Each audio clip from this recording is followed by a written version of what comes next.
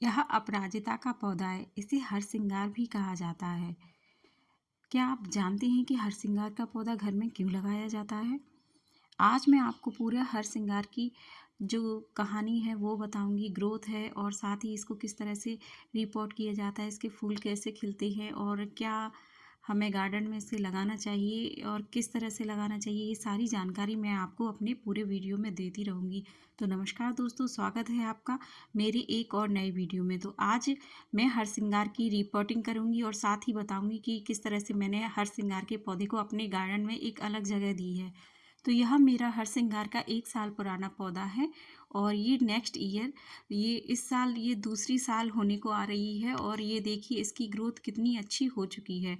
लेकिन यह मौसम अब फरवरी का है तो ये हरसिंगार का पौधा अब धीरे धीरे से सूख गया है। इसके फूल भी ख़त्म हो गए, पत्तियां भी आने के बाद अब इस तरह से झड़ चुकी हैं और बाकी जो इसके बीज हैं वो भी बन करके तैयार है और कुछ बीज ब्राउन भी हो गए और कुछ भी अभी भी ग्रीन है जिनको मैंने अभी लगे रहने दिया है।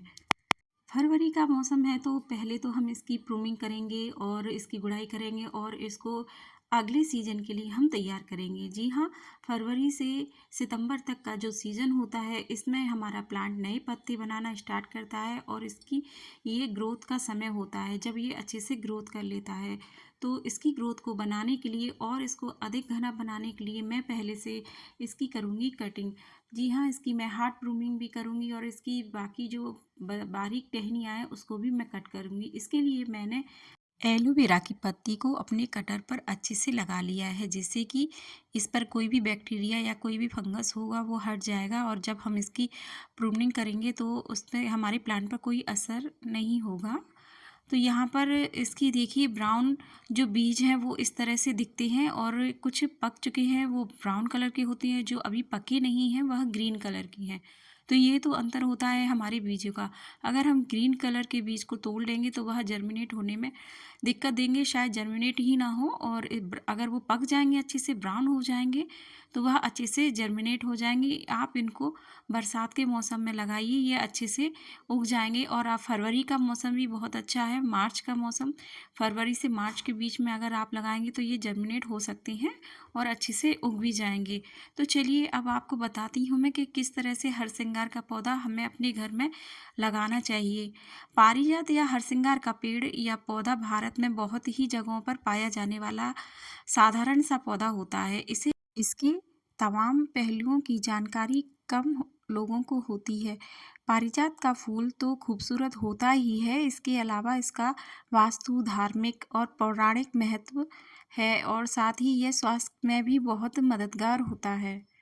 आमतौर पर जो लोग हरसिंगार के फूल को केवल पूजा पाठ के लिए ही इस्तेमाल करते हैं, लोगों को यह जानकारी ही नहीं है कि पारिजात या हरसिंगार की खूबसूरती और धार्मिक ही नहीं बल्कि वास्तु के नज़रिए से भी इसका बहुत महत्व होता है। पारिजात का जो वृक्ष है या पौधा कह लीजिए, वह देखने में बहुत ही खूबसूरत होता है। पारिजात का वृक्ष की ऊंचाई 10 से 25 फीट तक होती है। इसके इस वृक्ष की एक खास बात यह भी है कि इसमें बहुत ही बड़ी मात्रा में फूल लगते हैं जो नाजुक होने के कारण जल्द ही गिर जाती हैं। ये अद्भुत फूल सिर्फ रात में ही खिलते हैं और सुबह होते ही वे सब मुरझा जाते हैं और नीचे झड़ जाती हैं। यह फूल जिसके भी घर आंगन में खिलते हैं वहाँ हमेशा सुख, समृद्धि, शांति का निवास होता है। पारिजात के फूल को भगवान हरि के श्रृंगार के लिए इस्तेमाल किया जाता है। हरि का श्रृंगार और पूजन में प्रयोग भी किया जाता है। इसी वजह से इसके फूल को हरि श्रृंगार का नाम से भी जाना जाता है। हिंदू धर्म में इस पेड़ का बहुत महत्व है। इसके फूल को लक्ष्मी पूजन में विशेष तौर से उपयोग में लाया जाता है, लेकिन पूजा में केवल उन्हीं फूलों को इस्तेमाल किया जाता है जो आप पेड़ से टूटकर नीचे गिर जाते हैं। उन फूलों को खुद नहीं तोड़ा जाता है। जो मतलब फूल झड़ जाती हैं पेड़ से, उन्हीं को उठाया जाता है। फूल को अगर हम पेड़ से तोड़ेंगे तो उनको भगवान पर नहीं चढ़ाया जाता है। यहाँ पर मैंने सारे हरसिंगार की जितनी भी मुझे कटिंग करनी थी वहाँ पर मैंने कटिंग कर दी है। और अब इसकी मिट्टी को हटाएँगे हम। 1 से 2 इंच गहरी गोड़ाई कर लेंगे और गोड़ाई करने के बाद इसकी मिट्टी को हम हटा देंगे। क्योंकि ऊपर की मिट्टी अब इतनी ऊर्जावान नहीं हुई है कि अब इसको हम लगे रहने देंगे, क्योंकि यह समय है प्लांट में गुड़ाई और इसमें अच्छी-सी खाद देने के लिए। तो इसलिए मैंने यहाँ पर अपने प्लांट की अच्छे से 2 इंच तक गहरी गुड़ाई कर लेंगे। मैंने इसको मतलब अगले साल रीपॉट किया था, तो इस समय मैं इसे रीपॉट नहीं करूँगी।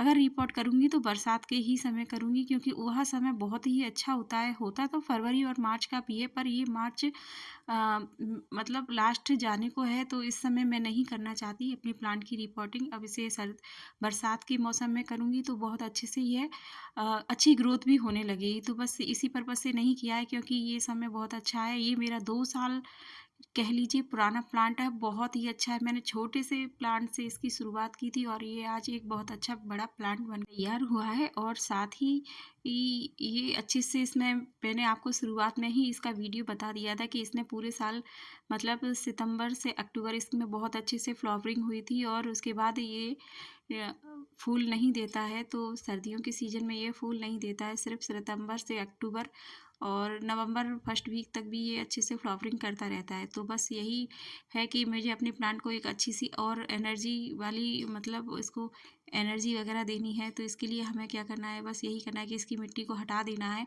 और बस मैं घरेलू ही उपाय करती हूँ, तो वही घरेलू उपाय आपको बताऊँगी और आपको ये भी बताऊँगी कि किस तरह से आप ज़्यादा कोई बाहर का केमिकल ना यूज़ करके घर का ही करेंगे।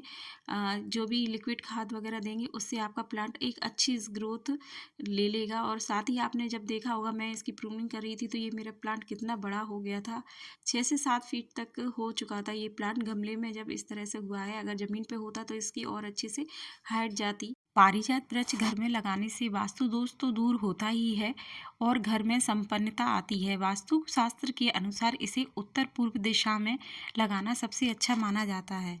तो यहाँ पर देखिए जितनी मैंने कटिंग की थी उस सभी जगह पे मैं हल्दी पाउडर लगा रही हूँ। हल्दी पाउडर अच्छा काम करता है, फंगस वगैरह नहीं लगने देता है। जो हमारा प्लांट अभी हमने कट किया है उस जगह पे कोई फंगस नहीं लगेगा और वहाँ से नई ग्रोथ होना स्टार्ट हो जाएगी।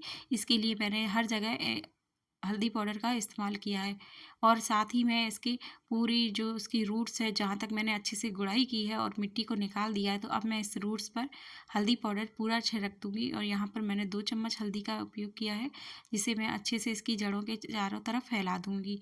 जिससे क्या है कि ये ना कोई भी फंगस वगैरह नहीं लगेगा। और वास्तु के अनुसार अगर हम अपने प्लांट को उत्तर पूर्व दिशा में लगाते हैं तो यह बहुत अच्छा माना जाता है। साथ ही मंदिर के पास अपराजिता का पौधा लगाना बहुत ही फलदायी होता है। इसे लगाने से घर में धन्य धान्य की कमी नहीं होती है, मानसिक तनाव भी दूर हो जाता है। वही पौधे को दक्षिण दिशा में लगाना शुभ नहीं माना जाता है। ऐसा करने से फायदे की जगह नुकसान होने लगता है। पारिजात के पेड़ का पौराणिक महत्व भी है।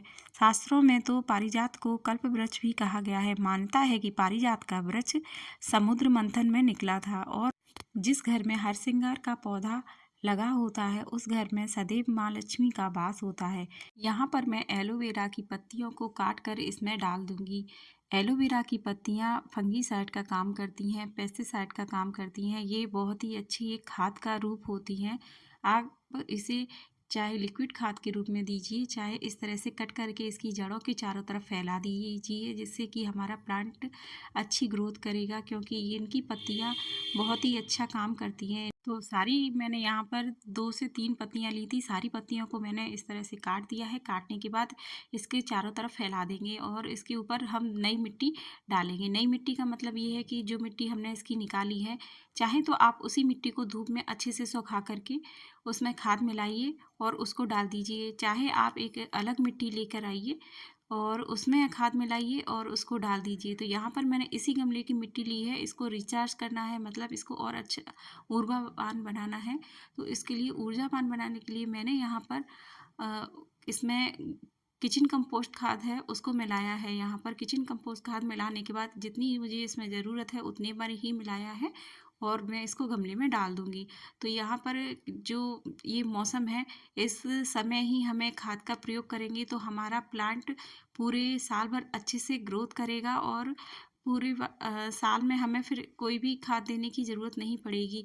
तो इसी को ध्यान में रखते हुए मैंने यहाँ पर अपने प्लांट को देखिए इस तरह से मैंने जो भी इसकी टहनियाँ कट की थी वो भी इसी में डाल दी हैं और साथ ही अब इसके ऊपर मैं ये खाद मिलाई हुई मिट्टी को डाल दूँगी। खाद मिलाई हुई मिट्टी को इसमें अच्छे से फैला देंगे और इसके चारों तरफ ढक देंगे और इस जो भी हमने एलोवेरा लीफ कट की थी उनको भी अच्छे से इसमें ढक देंगे, जिससे कि वो कंपोस्ट का काम करती रहेंगी, खाद भी बन जाएगा और साथ ही इसके जो पत्ती के बेनिफिट हैं वो भी प्लांट को अच्छे से मिलेंगे।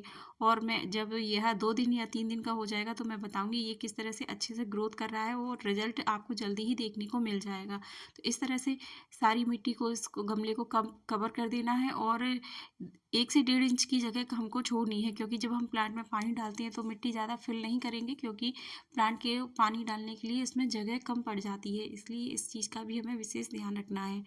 तो ये सब करने के बाद अब इसमें मैं पानी डालूँगी, पर पानी मैं नॉर्मल पानी नहीं डालूँगी, मैं पानी भी वही यूज़ करूँगी जिसमें मैंने एलोवेरा लीफ को जिसे कट करके और 1 से 2 दिन मैंने इसमें पानी में छोड़ रखा था, तो उसी को मैं इसमें डालूँगी, जिससे कि इसमें जब नई ग्रोथ होगी तो आपको दिखेगी और उसका फ़र्क भी आपको महसूस होगा। तो मैंने यहाँ सिर्फ़ इतना ही पानी डाला है और जिससे कि ये अच्छे से मिट्टी इस पानी को अच्छे से एब्ज़ॉर्ब कर ले। तो बस देखिए यहाँ पर ये प्लांट मैंने छोड़ दिया है। अब 2 से 3 दिन बाद मैं आपको बताऊँगी इस प्लांट की किस तरह से ग्रोथ हुई है। तो आप मेरे चैनल पर नए हैं तो प्लीज़ वीडियो को लाइक कीजिएगा और चैनल पर नए हैं तो चैनल को सब्सक्राइब कीजिएगा और वीडियो अच्छा लगता है तो प्लीज़ कमेंट ज़रूर कीजिएगा। तो देखिए 2 से 3 दिन का रिज़ल्ट है और इसमें नई लीव्स बनना भी स्टार्ट हो गई हैं और बन रही हैं और देखने में भी इनका अच्छा बेनिफिट मिल रहा है कि मतलब जो हमने मेहनत की वो बेकार नहीं गई। तो इस देखिए मेरे प्लांट पे अब नई ग्रोथ होना स्टार्ट हो गई है। तो 2 दिन छाया वाली जगह पे रखने के बाद अब हम इसे डायरेक्ट सनलाइट में रख सकते हैं, जिससे कि हमारे प्लांट की जो लीव है वो और अच्छे से बनना स्टार्ट हो जाए।